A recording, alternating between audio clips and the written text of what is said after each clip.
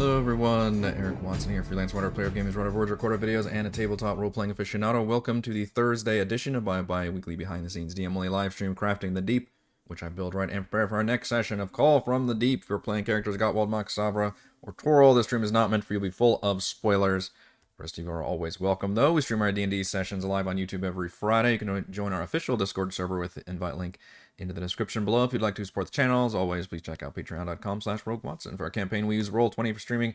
I use OBS Studio. I'm really trying to get ahead of things now in Call from the Deep by talking about the next area, because I've pretty much exhausted what I can talk about during the current battle that we're still in with Tentrix's floating lair. Honestly, I'm worried I'm getting burnt out of the campaign, because now I really feel like we just need to kind of sprint towards the end. I think it's just having all these back-to-back-to-back big multi-session combat fights that are draining on me as a DM. I like fighting in D&D. Obviously, the whole game is kind of couched around having battles, no matter what people might argue about. But it's a lot, and I'm looking forward to hopefully not doing a battle at some point, because it's just feels like we're doing just back-to-back giant ass fights, and many of them I set up on purpose, but this one I did not, and just ended up being an absolutely gigantic battle that hopefully we can get through. But I don't even know if we're gonna finish it in tomorrow's session. Frankly, the party is weakening. They're really getting low on resources. They haven't even actually made it to the boss yet, but they've still aggroed the whole dungeon. They're going to have their full party, hopefully. At this point, we've got a full party. Everybody's, nobody said they can't make the session, so that'll be good and help balance things out. The only other thing I can do, which is a very big deal, is if things get really crazy, or maybe not crazy enough, I can have their NPC allies that they left behind on their ship kind of kamikaze the floating layer, like just ram, because I mentioned the fact that their ship is very damaged. They kind of like their ship. They've done upgrades to it and everything, which is awesome. So the only problem I have with this is it's not the player decision. It's my decision as a DM through their NPC allies to do this, because A, maybe they've seen that the party is just in really bad shape, and it's this is the only option, and B, the ship is already really heavily damaged, and maybe enemies are like coming at the ship, so they don't have much. Maybe the giant, for example, is broken out of his concentration, so he's leading a thing towards the ship, and they're like, fuck, we can't, at this point, our best option is just to reunite with the party, and we're going to do that just by crashing into the floating layer. So I have mixed feelings about it. I'm very curious to know what all you feel about this, because it's not a decision the party is making to basically forcibly destroy, because at this point, that would probably destroy their ship, or at least render it like inoperable by crashing into the floating layer. On the other hand, that would reintroduce all their effective NPC allies, like Borges and the two Tritons could enter the battlefield. We could also say that just by crashing it in there, several of the enemies are destroyed, especially if, in fact, we can switch to that. By the way, we're looking at a map right now from Tom Kartos, who's also a map artist, I believe, on Roll20. This is something I was going to use for a Purple Rocks encounter, but now I'm talking more about the back of the Tentrix. And I just mentioned the fact that I wasn't going to talk about it, but we need to talk about this one aspect of it. I stuck it on the map, but you can see where if they come in at the lower right-hand corner, which is the same area everybody else has appeared, we could possibly nuke several enemies, including, you can't see it on this level of the map. I need to get off the map layer. On the second level, there were like 4 or 5, bandits or orcs or whatever, who are just taking pot shots at everybody, namely Savra and Gottwald right now while they're outside. So it's a risky move, but I would do it in a way that would be very advantageous to the party, with the caveat that, like, oh yeah, I also like destroyed your ship in the process. But I'm also going to give them an out as the DM. They don't know this, but I know this, that it kind of forces them to have to rescue the Merid, I think, at this point, because the Merid will be their ticket out. And I think instead of running the whole Merid's got this other ship, but you have to do the side quest to get it thing, I think the Merid could just simply say, hey, if you free me from my thing, or if they don't and they just choose to control the Merid, he literally has the plane shift spell he can use once per day. So even not even using DM magic, I can just say, yeah, you can teleport. What is it? Up to 8 willing creatures who link hands together are transported to a different plane of existence. Um, and then can they come back? Let's see.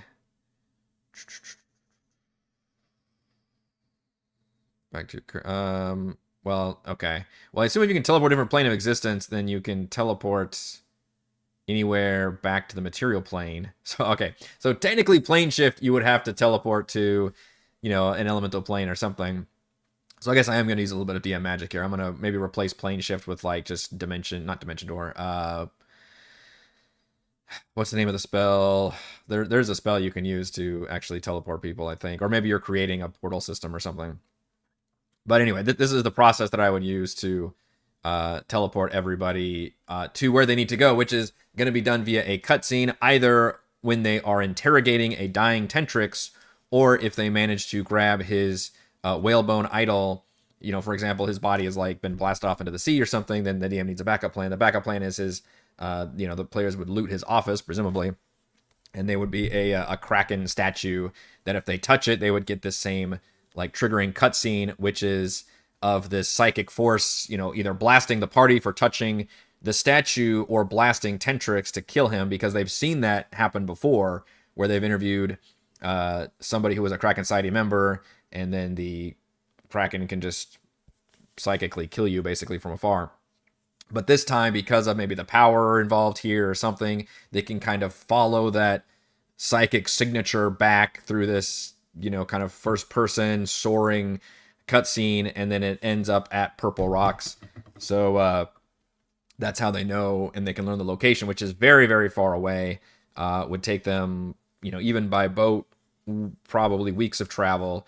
So they would also kind of know, okay, there's got to be a different way of getting there. And I don't want to do any more encounters or anything like that. Like in terms of boat encounters, like we've definitely wrapped all that up. So I think at this point, I just want to teleport them directly to the Purple Rocks area. And even then, I'm thinking of maybe streamlining the area, which is what we're going to really start talking about with these crafting episodes, is how to do this whole Purple Rocks area. Basically, the area in between where they are now and the mega dungeon known as Ascarl, because it's really just like a bunch of creepy things that kind of add to the immersiveness of this area, but it also requires some like buy-in for the party to want to kind of experience these things, and I don't know how much they'll be willing to do that. The one thing that I can count on is they're going to definitely need to be able to long rest, and they can't really long rest here. Presumably, I mean, I guess you could just destroy everybody. I mentioned there's other ships around. Like, I don't think I can allow a long rest while they're in this situation. Like, there's just going to be a nonstop bunch of bad guys. I think their best course of action is going to be defeating Tentrix, getting the conch shell, and making a deal with the mayor to get them the hell out of there. Which 8 willing creatures, that even includes a lot of their NPC allies that can go with them as well. And yeah, it's kind of a one-way trip, but, the DM always has plans up his sleeves. Maybe the Black Dragon shows up, as a reinforcement. Maybe the Aboleth shows up or something. We can use all kinds of fun little aspects. The Tritons could jump into the water and swim. In fact, that's actually a fucking cool idea when they arrive. And it would allow me to lessen the NPC load in Purple Rocks. Maybe the 2 Tritons say, okay, hey, it turns out, which I think is actually true, the Triton headquarters is not too far from this area. We can jump in, swim, and then it's not a big Deus Ex Machina to have like, a Triton army, maybe a Gillian cameo to show up at some point. And then that, more importantly, can be their ticket out of there because they don't have an escape plan. So it's actually a pretty solid plan from there. So, but if I don't do all that, then they accept the mayor thing, and then what? They try to get back to their ship. They get on the rowboat, like we do other things. The giant shows up. So I'm really talking myself into executing the ship desperately crashing into the pier. There just may be a situation where it doesn't work out cinematically. Like I really want it to be a cinematic, cool moment. And I'm guessing the party is going to be in real bad shape. I mean, Sabra right now is at 18 out of 65 hit points. She's surrounded by a couple bad guys. Gottwald's surrounded by a lot of bad guys firing him. He's at 50% health. Twirl's inside the bunkhouse building fighting guys. He's also really weakened. The only one who's not in horrible shape is Mac, who's actually up above. And I presume he'll want to start firing at Tentrix and start really putting the pressure on, which is great, but that's like a four-way split party to where they can't really assist each other very well. So a lot of this fight comes down to the dice. It's not something I would probably execute, obviously, at the start of the session, but maybe after we do a full round of play and we see kind of where everybody... And keep in mind also, we've been off for 2 weeks. It's going to be... I expect it's going to be a little... slow to start, let's say, with the party kind of reawakening to like, okay, what's going on? And unfortunately, we're in the middle of a giant fight where we have to kind of jump right back into things. So just kind of putting out a warning about that. Like, it has been a while between these moments that were literally lasting mere seconds have been like 2 weeks of real world time. I fully expect them to take a Borgus with them all the way to the end too, which would be amazing. Consequences aren't just TPKs. Might also press home, especially if the ship is lost and crew they know start dying. Yeah, we could always kill some people off. Maybe they've already fended off an attack. Maybe the ship is even more damaged when it arrives. So it really seems like this was a last desperate effort for, not just for the allies to save the party, but for maybe the allies to save themselves. Or like, our best chance isn't to sit here on the ship and get killed. It's to at least it's the what's it called? I thought there was a phrase for it, but like when you, I guess it's sacrificial death or something, from a heroic point of view. Zombie things do this all the time, right? Somebody like is injured already, like heavily injured, maybe they're already bitten, and they're like, all right, well, let me hold off the zombies for a second and let everybody else go. It's kind of like, you're already gonna be donezo, so we might as well make that death be this like big dramatic moment thing. That's kind of what it's going to be like here, except it's the ship that's actually going to be done and not necessarily their allies who can jump in and still help the fight and maybe help turn the tide, at the very least provide additional targets to come in, and I think that would go off a little bit better. So that's going to be my big plan for this session, and I'm not necessarily confident that we will still finish this whole situation tomorrow. I just don't know. I don't know what's going to be like. If they do manage to somehow focus solely on Tentrix and take him down, I do feel like a lot of the pirates would probably retreat and back off. In fact, it mentions a lot of these guys aren't super loyalist or anything. So that would definitely be in their favor. In terms of enemies, I do need to roll initiative for all the guys who are on the second level and introduce them. Yes, we're going to have more enemies introduced because there are a bunch of minions by Tentrix. And then he would also call in as another event that is going to happen, which I'll have to figure out the timing of that. I don't know. Okay, let me explain this event, and I'll ask you all, what do you think should happen first? So the first event I'm talking about is their ship crashing in, killing a bunch of bad guys, and then adding their NPC allies. And then the other event would be this drowned Wolfgar, who is another pirate captain who I've kind of repurposed as this other just loyalist Black Armada, but he actually is all part of the Kraken side as well. He's a Kraken Priest stat block, and he's also the jailer here, and they've captured Sandbalay, which is just a kind of a random thing. There are prisoners here in the original Call from the Deep story, but I replaced it with a more meaningful NPC, and I figure Sandbalay would kind of be the most fun and interesting one to use. He's kind of a shady character, so it turns out the pirates of the Black Armada were able to capture him and bring him back here and interrogate him, and that's why they know a lot about the party, which may piss the players off and be like, fuck that guy, which, it's up to them to make those moral choices, I guess. I will still play lovable Sandbalay. But Tentrix will basically bark out to pull him out there and have, Wolfgar have like the knife to his throat. I actually don't know what kind of stat block these guys use for melee weapons. Fantastic. They don't have any weapons. They just have Thunderous Touch. Wow, that would do some damage for sure. Is that... I know the Kraken Priest stat block has changed. Sure, he's got the latest one here, which is Mordenkainen's Kraken Priest. Come on down. Yeah, so they got... It's a lot changed, actually. They have multi-attack, first of all, Thunderous Touch, Thunderbolt, and Voice the Kraken. Those are much stronger abilities. You see, 15, 75 hit points is all the same. All right, so maybe he just...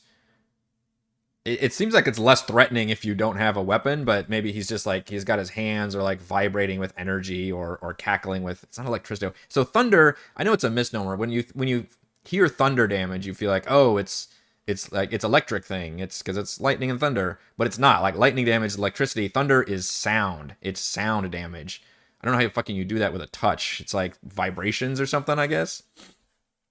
So yeah, he does the thunderous touch.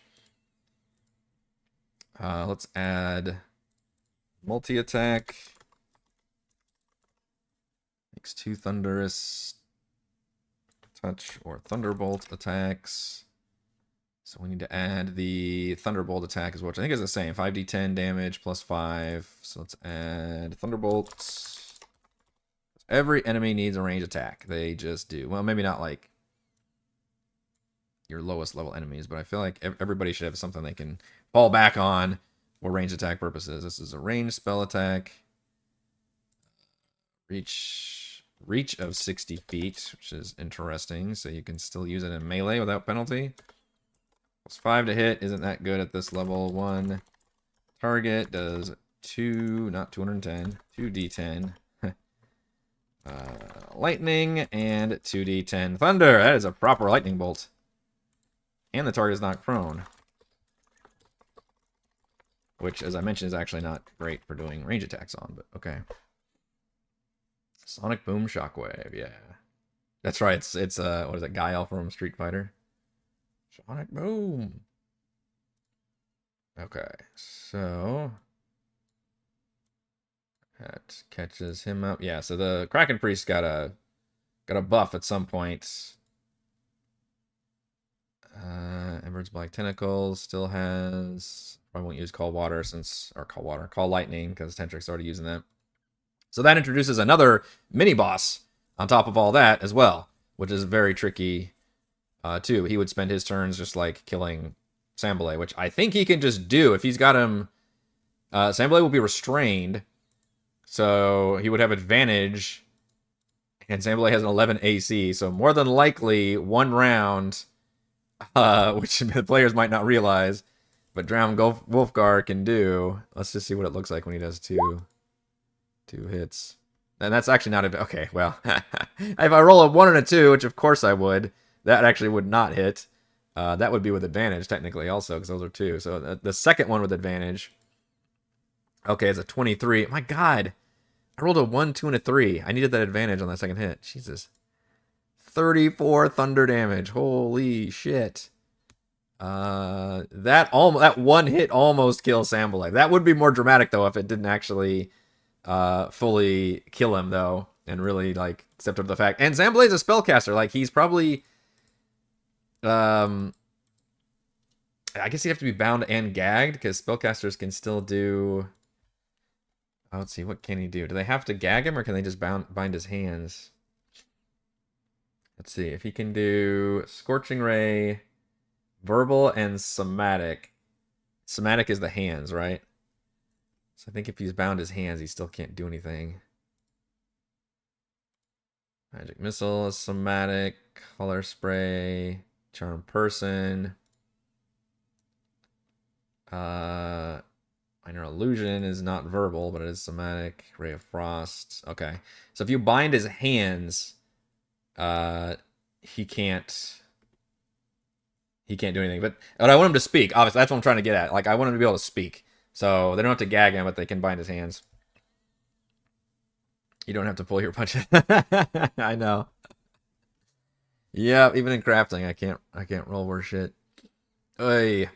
So what do you think should happen first of those 2 events? First of all, at the very start of the session, I will just go ahead and add these 4 guys near Tentrix, because they need to be on the initiative roll, because Mac will have full view of them, and that's basically... I'm picturing like the XCOM system, for those of you who haven't played XCOM. Like, whenever you first uncover an enemy in the field of war, then they're immediately added to like the initiative order, basically. Occasionally, I think they're patrolling, but usually there's just a pod somewhere sitting. And if you come across them, which is why you never want to move too far ahead. You always want to like crawl along the map if you can. So we've got the boat, their ship crashing into this place and unloading their allies and killing a bunch of dudes. And we've got Drowned Wolfgar marching out with a captured Sandbalay, and then calling out to the party, which unfortunately the only one who would really see that is Mac right now, because Twirl is in the first floor of this building, Gottwald's on the other side of the building, and then Sabra has been blasted outside of the entire like dungeon basically. So Mac would be the only one in full view. But if Mac's the one that's shooting at Tentrix, then that's why he would be calling out to like have Wolfgar come out and, you know, threaten to have Mac like stand down. Really the whole party stand down, or else he'll kill Sandbalay. Which Mac could respond just by trying to shoot this guy in the head, which I don't think I've actually given him. I need to roll for his hit points, don't I? Yeah, he's at 75 average hit points. So let's roll. But he's a named NPC, so he should have more than average. Okay, 78. Fine.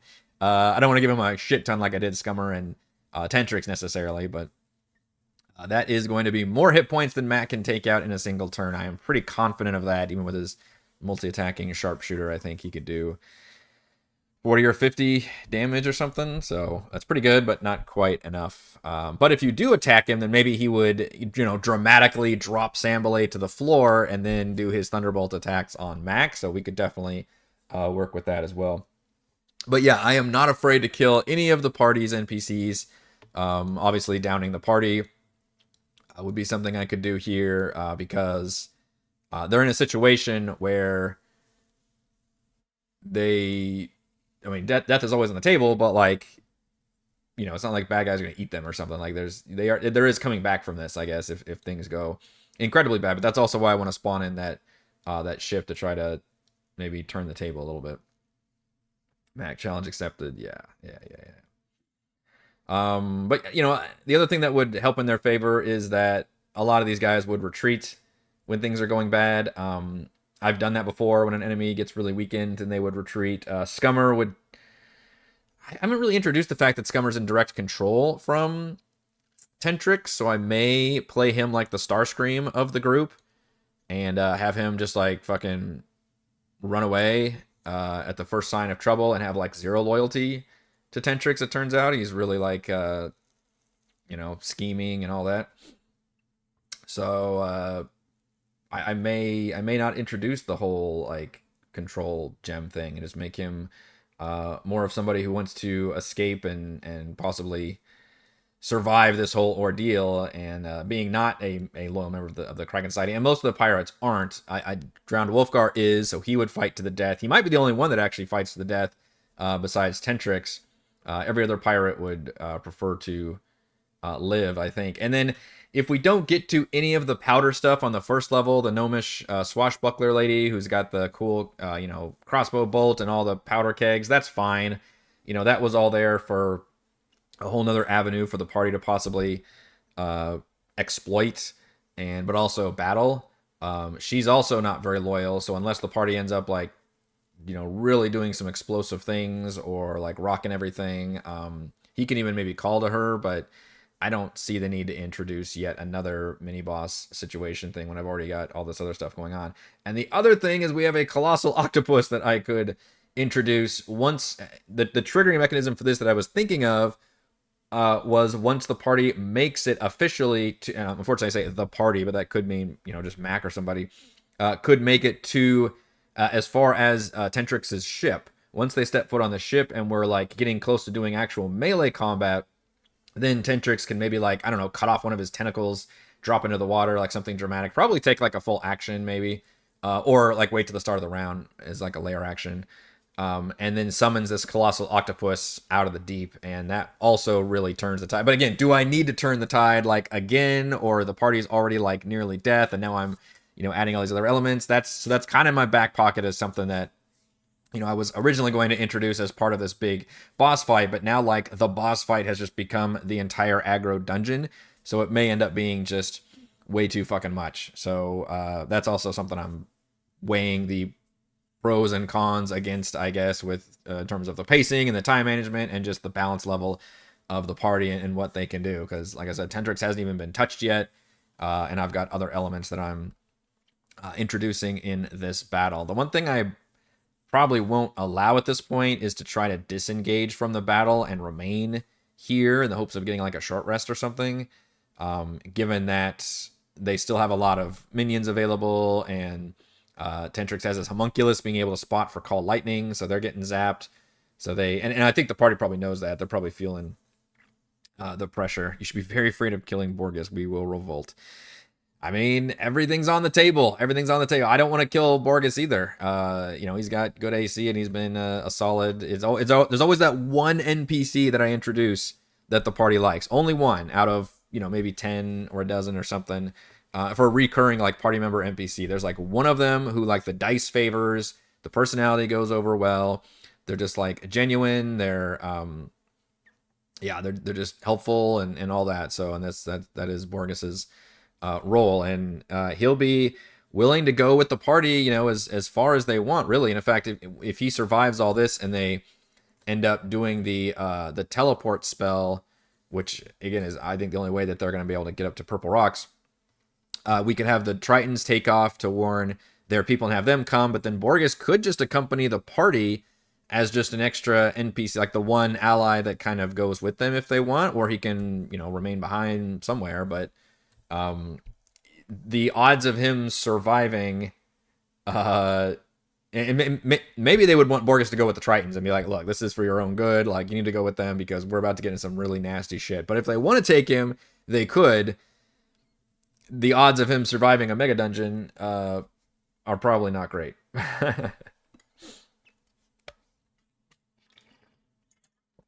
Just as a warning.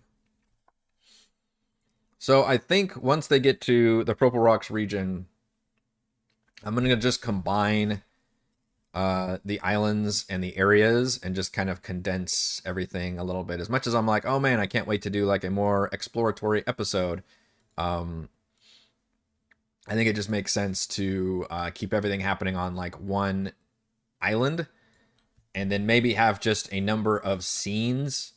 Just kind of organize it by events. And then I mentioned the fact that they would be in dire need of a long rest, which I can use to my advantage, because I don't think I would allow them to long rest anywhere in this area. But after they teleport to Purple Rocks, which I believe the island is specifically Utherall, but I think I'm going to combine Utherall and Trisk. But once they teleport there, one of their first priorities, they may think like, oh, we need to go check out like the evil temple and stuff, but they need a long rest, right? So I think I can hopefully count on pulling off at least one creepy, cool nighttime event, maybe like even ambushing them. I like the idea. I think we talked about it on Monday. I think James mentioned it, that it's like the Kraken Society main place. Like all these guys are devout worshippers of Slarperthel. It's very creepy to outsiders. Probably evil, although that can be. I don't know if the Kraken Society is like explicitly evil. I guess they are. The Kraken itself is evil aligned. I do get some like Lovecraftian vibes off of it, like the classic like creepy village where like everybody's in on it. But Utherall is supposed to be open to the public, and they're not like, it's not like hostile. It's just like, what the fuck are you doing here? Like, we're a very remote area. We're not very friendly to outsiders. I don't know if the party would be. The tricky thing is, the party should be pretty infamous to the Elder Brain, and thus, if that shit's connected, pretty infamous to many of the residents of Purple Rocks. Maybe I can use that to my advantage. Maybe a lot of the natives immediately are, they always act suspicious and stuff, but like they're getting clued in that like, oh man, these guys are very dangerous. We need to take them out, but we're all going to act like it's all, fine until we have an advantage over the party, like when they long rest or something. So we could try attacking them. But I like the idea that perhaps the Mind Flayers moved in and have really started taking over. So it was already a pretty creepy place even before the Mind Flayer shenanigans. But now that the Mind Flayer colony has set up shop in this, under depths, and now they're, fused with the Kraken and everything, and maybe they've been replacing people with thralls and with intellect devourers, and like really going complete here. And it takes time maybe to spawn, to create thralls and create intellect devourers. So it's not quite the fact that like everybody is a mind controlled thrall slash intellect devourer. Like I don't think the whole population would be, but enough of the population would be to make things very dangerous for the party. There is, let's see, a couple events and areas. Vilkstead is so Uthral is the island, Vilkstead is the village, and then there's also a castle there. There is one NPC who's the Sea King here, kind of the leader of the island, I guess, who is the one person who's not bought on board by this, who is Sea King Frannis, I believe. Why they're not mentioned here. Vilkstead Castle. Presence of Sea King Frannis.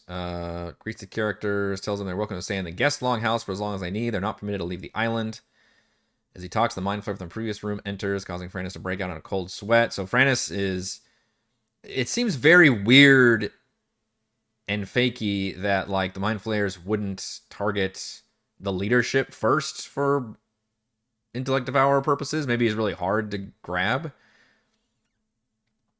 So that seems like the only weird thing. I feel like it would be less fakey. Like how would they it seems weird they would trust like the king of the evil village. Seems better they would trust like a random person there. But I don't think there's any more mention of NPCs I could use. I always try to couch it in terms of characters. And there's really nothing else. Rocklanders. Yeah, it's all about Frannis. There is one Mind Flayer here who's an attendant, but is not actually one of the official attendants of Zelix 4. I would probably change that and make it so they are like a boss level, so they do have to deal with one of like the boss level Mind Flayers in the village. These are all just events. I guess the main one is the Desperate Flight, where he flees the castle, and the party can try to help him. Like he like knocks on their door. Yeah, makes a plea for them to leave the islands and take him with them, claiming there are strange beings in his castle. Sarkathal's dead and the court has turned against him. Okay, and then he importantly tells the characters, the Kraken layers north of Trisk and the underwater ruins of the city of Ascar. That's a pretty big fucking piece of information. And then Deep Scions are the big classic stat block that's used here, which having multiple Deep Scions as like minion level threats would definitely be an escalation. They are CR3, average of 67 hit points. They've got triple attack, I believe. So that would be pretty nuts if I could use a couple of those guys. Yeah, and then Intellect Devourers popping. I need to read more about Intellect Devourers. Weirdly not used very much in this campaign, except for that one scene in the Nautiloid, I think, early on. So kind of underused, but would be pretty... this should be an area that was, like, pretty close to ground. I guess Gunderlin was technically ground zero, but, like, this is where they really moved in and, like, set up shop completely. But I like the idea that it's not necessarily completely taken over. Like, it does take a lot of time to convert people and take them over. And how much of people do they really need to physically turn into thralls and intellect devourers when they already basically took over the mouthpiece of the Kraken Society? Like, you kind of already have the people's hearts and minds lined up, so you might not need to necessarily waste your resources on like super converting the people who are already gonna be part of your team. As characters intervene, the group takes Frannis to the beach and out into the shallows. The Rocklanders surround the Sea King before the Mind Flayer, or another Rocklander, uses a knife to slit his throat and hold his head beneath the breaking waves. Or they can try to save him, and they're being chased by 3 Mind Flayer Thrall Berserkers, 2 Deep Scions led by the Mind Flayer from Vilkstead Castle. So that would definitely be an event. I don't know if I like using the King. I have mixed feelings about that. They do need to learn the important information. We could also just introduce... I mean, if they don't have to go to a different island of Trisk, we could just have the temple and all that stuff on this island. So that would be the place they would want to explore. Maybe that's just a place that's guarded, by enemies, and they could break into that. We could still do the events around the area, like when they arrive, and then during their long rest, and maybe the next day. So maybe do like 3 events lined up that could, kind of do that immersive exploration aspect of the creepy stuff going on here. But we could go ahead and just show them. In fact, in the cutscene, I may go ahead and show them the temple, and that would be their big clue of where they need to go.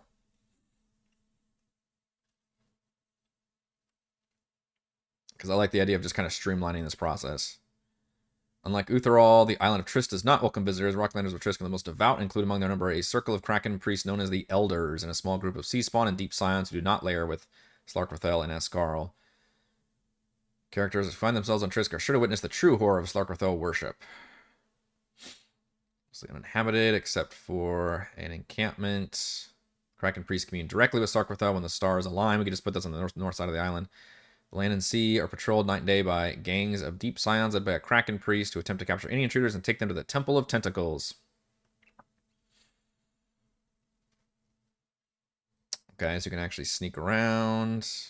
Many of the Rocklanders are horrifyingly deformed. Their skin is covered in chitinous plates. They have multiple rows of teeth that occasionally fall out of their fingertips or mutated octopus-like suckers. See, we could just do all that at this main island. Converse in a hideous, choking dialect. There are other creatures among the Rocklanders that the characters never quite see in full. Chthonic beings vary from grotesque, humpback monstrosities to loathsome amorphous aberrations. The characters try to search out these beings. Their minds fail to comprehend their ghastly forms, corrupting their very souls with insidious madness. Okay. Like, mechanically, what does that mean? You need a lot more information on that. Try to search out these beings. Their minds fail to comprehend their ghastly forms, corrupting their souls with insidious madness. That's a pretty powerful enemy, then. That's the only thing it mentions for Trisk. And then the Temple of Tentacles, which is a great name. The only building in the encampment is a domed granite building which resembles a squid standing erect on spiraling tentacles. So this is the temple that I might give them a picture of in that cutscene vision. The temple is on the shoreline, allowing the ocean to wash inside at high tide. The Elders are a group of 5 Kraken priests. That's a hell of a fight, by the way. Led by Deep Lord Ingramar, who is a warlock of the Great Old One wielding a Staff of the Magi. Now we've got a big boss fight lined up. Meet each dusk and dawn to discuss Slarkrothel, Purple Rocks, and their veneration. They have limited knowledge about the Kraken Society, but know of its existence. What? I thought they were like the bosses of the Kraken Society. That's weird. I thought these would be like the heads of the. These would be like like if Slarkrothel is the Pope. is he the Pope or is he God? I guess he's God. And then the Kraken Society are like. I guess there's only one Pope. Maybe deep. Let's see. I don't know why I'm trying to use Catholicism as a analogy here. I don't know. That was what I grew up with. Priests, I guess, would just be like the high. What are the highest ranking? Cardinal? Cardinal's a thing. That's a word I know. Maybe they're cardinals. But I would thought these would be like the highest ranking members of the Kraken Society. So having limited knowledge and know of its existence is fucking throwing me. I think these guys would be like the leaders of the Kraken Society. They occasionally meet with Krakenar agents to enact Slarkrothel's plans. How would you have limited knowledge? Okay, that doesn't make sense. Inside the temple is covered with fractured sacrilegious hieroglyphics. Gaining short-term madness, I think, is something I may have to look at throughout all of these things as ways of the madness effect. Because it uses sanity check somewhere early on. Yeah, Unfathomable Horror, which is from the Dungeon Master's Guide, I believe. Calling the characters make charisma saving throws to resist the horror. Disturbing events occur on the islands of a DC noted next to them. On a failed save, the character gains a short-term madness effect or a long-term effect if the save fails by 5 or more. So, good excuse to use charisma saves, I guess. I don't think I would use the whole sanity score system. But just saves for madness, I think, is perfectly fine. And yeah, so hopefully we can include those in some of these events. Let's see. Once the stars are aligned, DMs your discretion. The characters are dragged from the Temple of the Shallows, forced to kneel. The Elders mutter foul utterances. The Kraken priests kill the characters by slitting their throats Characters should have several opportunities to escape during the ritual. I guess that's if they get captured. Center of the chamber is a Kraken statue. Watches and disciplines prisoners using Arcane Eye and Magic Mouth cast on the statue. Encountered together, the elders each cast the following spells from Warlock spell. So this isn't the entrance to Askarl then, which is kind of what I was thinking originally. This is just a temple where the elders meet. But certainly a good place for a fucking boss fight showdown, right? But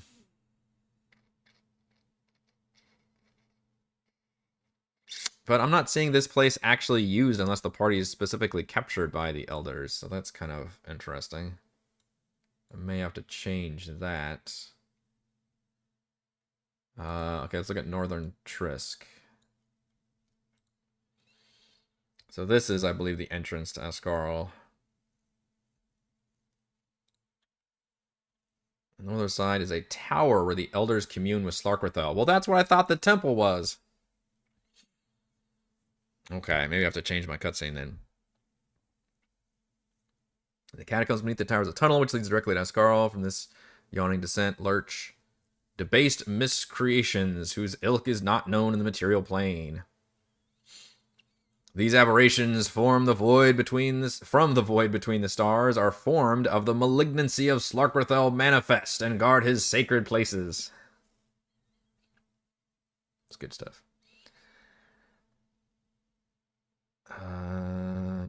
Dungeon consists of machines used to replicate constellations. Currently set to tendrils of Hadar, giving all creatures disadvantage on wisdom and charisma saving throws. Ooh. Tower entry. A detestable amalgam of cephalopod and man. Decomposition, rendering its finer features unrecognizable. Creature's aberration from the depths below. On top. There's parchment made in temple in Vilkstad. Characters explore the waters beyond, find the location of Askarl.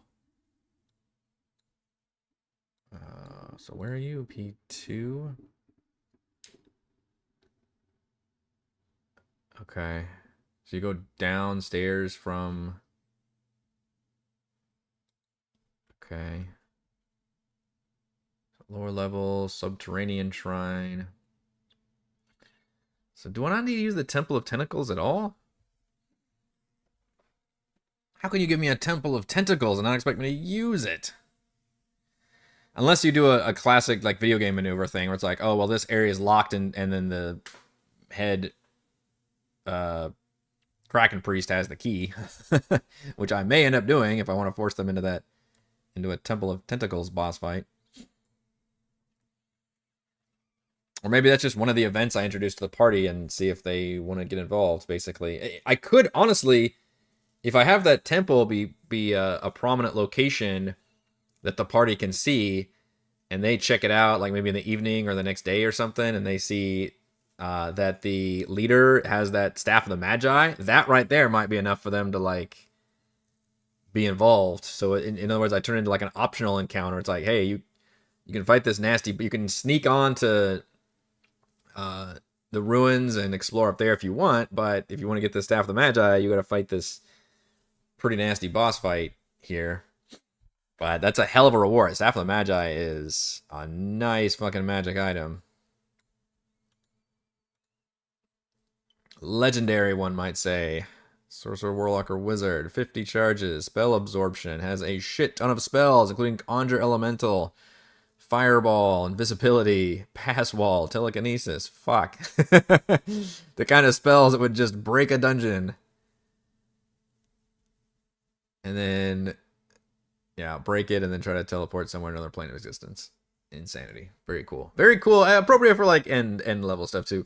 Also, I think once they do make it to Purple Rocks and Long Rest, which they want to do, I think is when I would level them up. So they'll be wanting to do that doubly.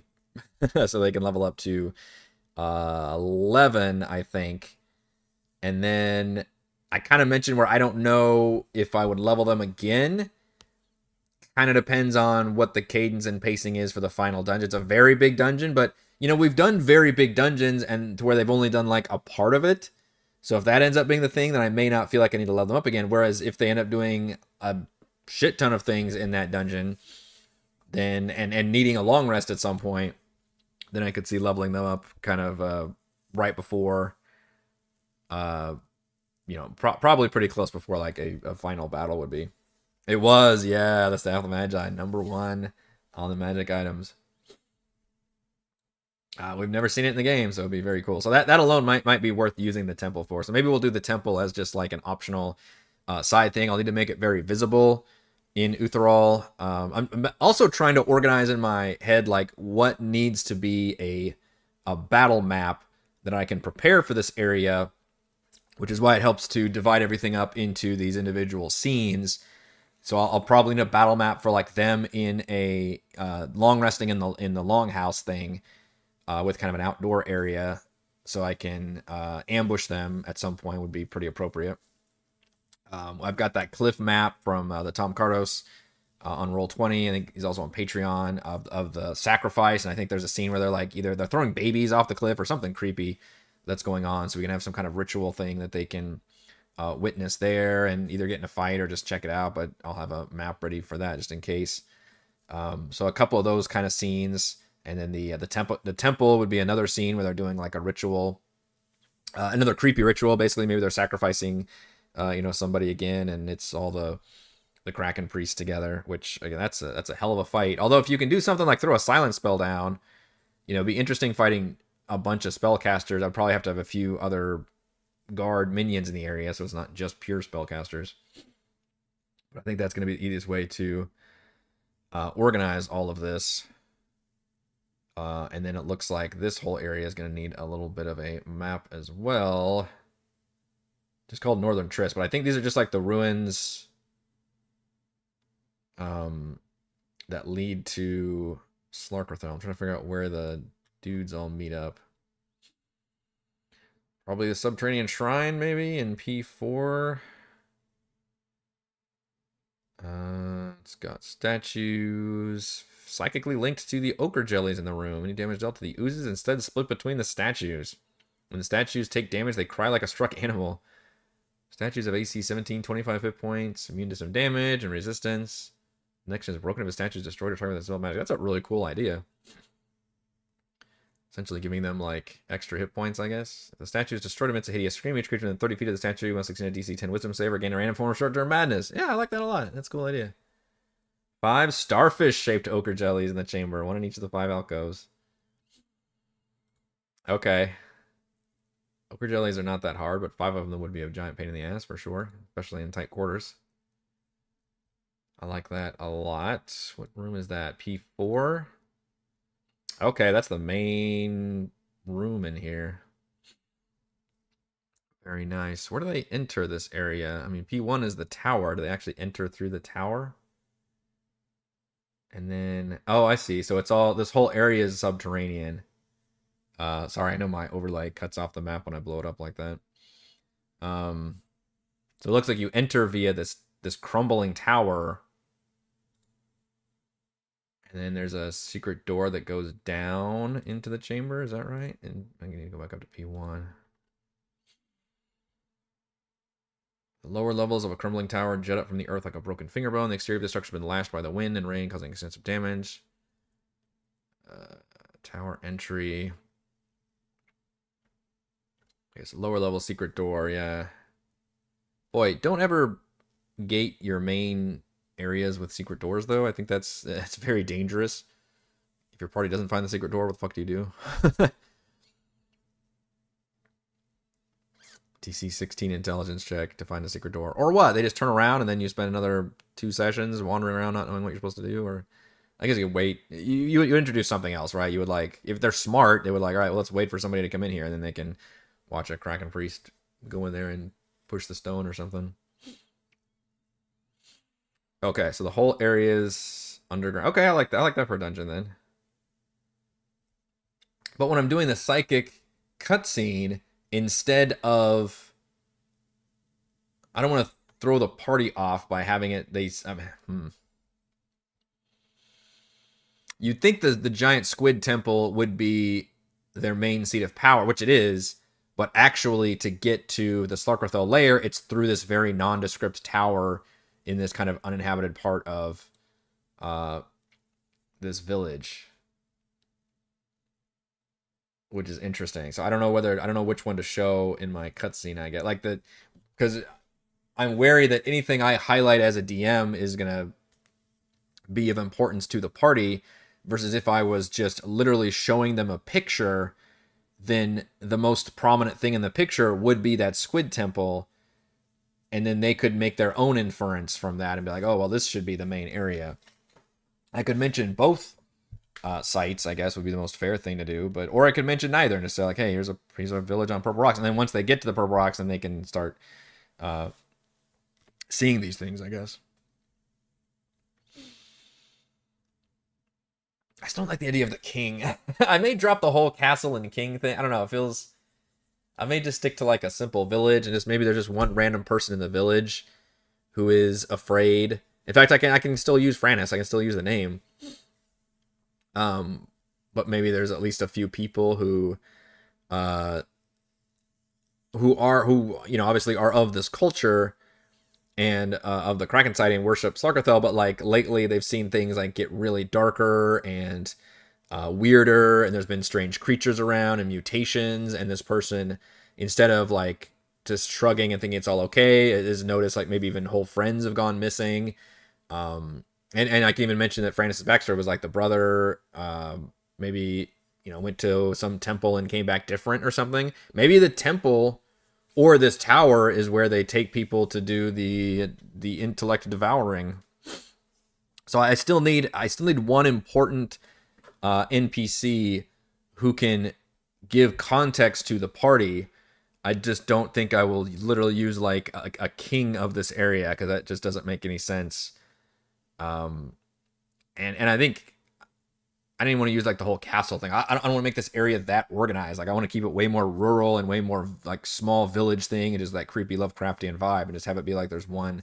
This happens to be at least one person, and they'll probably say like, oh, and not everybody is super on board with this either. But I don't want to introduce the fact that they could like try to gather a bunch of allies or anything. This is not the place for that. Storage room has brown mold. Inside the box is a ring of shooting stars, a cursed ring. Any creature attuned to it gains vulnerability to psychic damage. Ooh. This campaign gives so many magic items.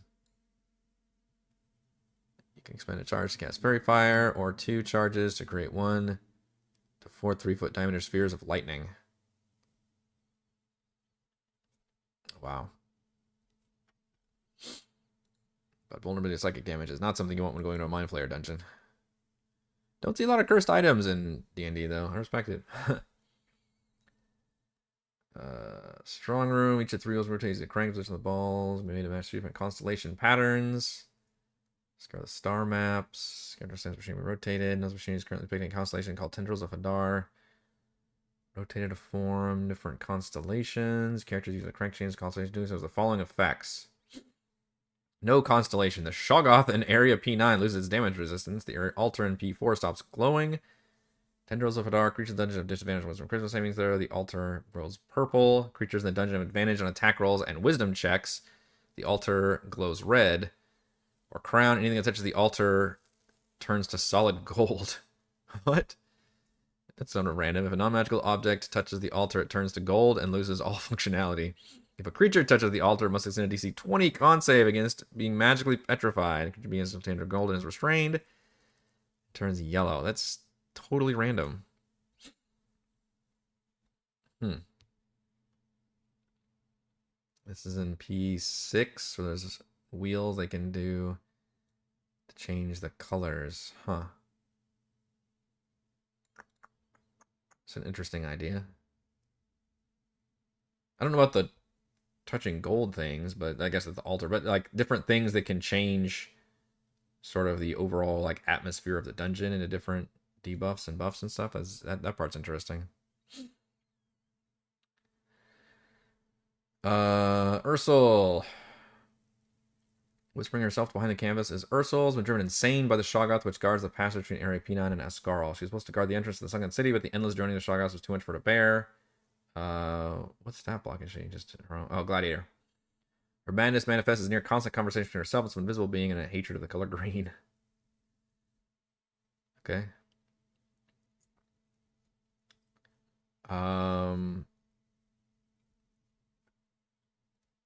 Man, I'm thinking about going really dark with it. You could have like that Frannis character. Maybe the sister is Ursul, and maybe Ursul has been driven, like she was taken here but driven insane as a guard. Or maybe she's the Shoggoth. Well, I don't know. Shoggoth's probably hard to tell what they were. Guard room. Nothing of note in this room. Statue and tunnel. The narrow tunnel descends through the earth for a mile before reaching Area 32 and Askarl. The tunnel is guarded by a hideous Shoggoth, which is a classic, like, tentacled Cthulhu monster, I think. Is this an actual stat block from 5e, or is this something that Call from the Deep just came up with? Show me Shaggy. Yeah, it's a Call from the Deep stat block. It does appear in Tome of Beasts from Kobold Press. So what does a Shoggoth look like from Call from the Deep? CR 10, 127 hit points, 14 armor class, makes 2 tentacle attacks. You know what I bet they did is they took the base of a Shambling Mound, because I bet that's what I would use for a Shoggoth. So shambling. Because doesn't it have a very similar attack thing? As both attacks hit, target is grappled, and the Shambling Mound uses its engulf on it. Both attacks hit, the target is grappled, and the Shoggoth uses its engulf on it. Yeah, I see what you did. Which is great. That's definitely what I would do. It's weird it's CR 10, but it has weaker physical stats than a Shambling Mound.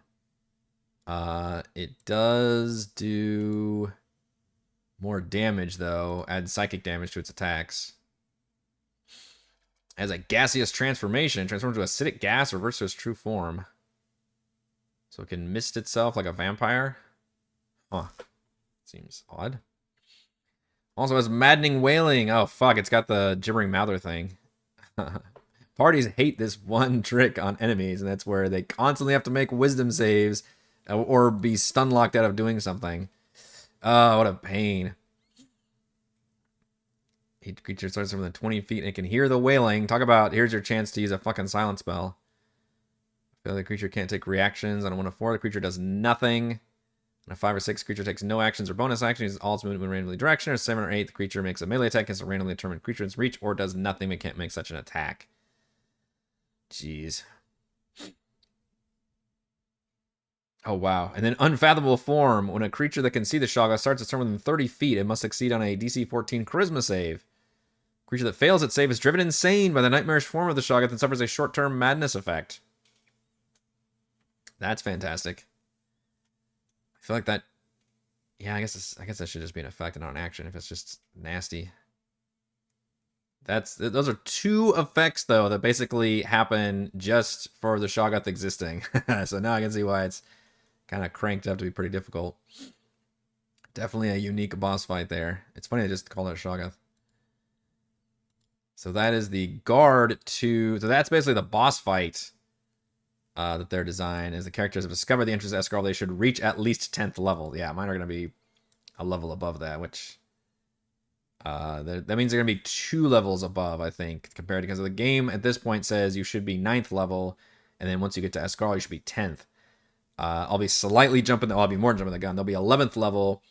They'll level up to 11, I think, once they make it to Purple Rocks. I'll keep them 11 throughout this, and then getting to Askarl, in which case then they'll only be 1 level ahead. But then I may have to level them up again at some point. Alright, so I think I like this subterranean dungeon crawl entrance to Askarl. That's pretty effective and appropriate.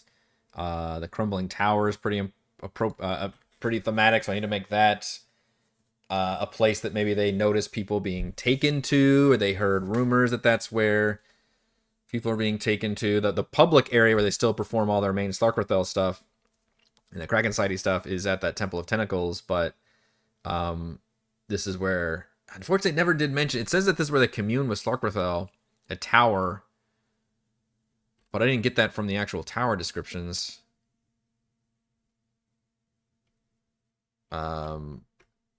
But maybe it's that shrine down there. That's how they communicate with Slarkrethel. So some kind of, I need to maybe change that a little bit to be a more direct link as they make it to Area 32. So we've still got a lot more research to do on this final area, but I'm glad we're starting to talk about everything. Like I said, I have no idea if we'll actually make it to, if we'll get done with this current fight tomorrow. It just depends on how the fight's going and all the different things I want to try to pull off. I could very easily see it lasting at least another half session after that. But, in which case I'll need to be prepared for this whole next area and at least all the different event things. I may not have to prep Ascarl obviously yet, but I'll need to prep all these different event things. And this tower, I may have to start prepping this area as well as getting a map together. So still definitely a lot of work to be done as we come down the home stretch for our Call from the Deep campaign. All right, that's going to do it for this Thursday edition of Crafting the Deep. If you enjoy the content, as always, please check out patreon.com/RogueWatson. Shouts to Platinum patrons Joe, Will, Thomas, Dan, Brennan, Genocide, Eclectic, Roleplay, Roll, Christopher, Gory, Big Nut, John F., John L., Nathan, Cap, Chrisley, Counselor, Andrew, The Relder, Stephanie, Patrick, Jason, Ismail, Amit, Libby, Spud, Sharni, Warden, Harold, Unimil, LLC, Jamie, Reese, Tom, AJ, They're Eating the Dogs, Luis, Caleb, and Shad, and Gold patrons RBG, Papergrams, Pretty Boy, and Yuma, Dead Lizard Lounge, Jerome, Nathan, Fast Like a Tortoise, Scott, Rufus, Jerry, Glenn, Marcus, and Mark. Thank you all very much for support. I'll see some of you for the DM Roundtable tonight, patrons, and then I will see all of you for the session tomorrow.